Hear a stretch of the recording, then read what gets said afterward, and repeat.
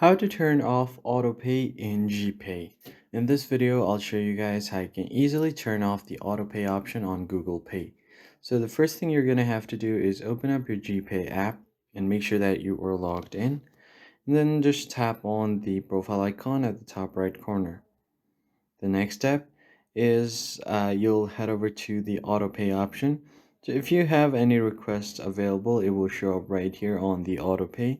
So as you can see here on this page, there is no any pending requests. But if you tap on it, you should be able to see any requests that are pending on the live, and you'll see the pending mandates as well. And after that, you'll find the completed tab as well.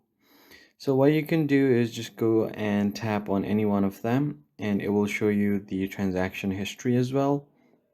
So if you want to go ahead and cancel the request or cancel the auto pay, just tap on the auto pay option.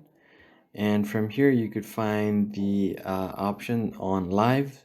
So the auto pay is turned on, so just tap on that. And after this, you can pause the autopay, or if you want to completely cancel it, tap on cancel and you should be good to go. That is it for this video, guys. I hope it was helpful. I'll catch you guys on the next one.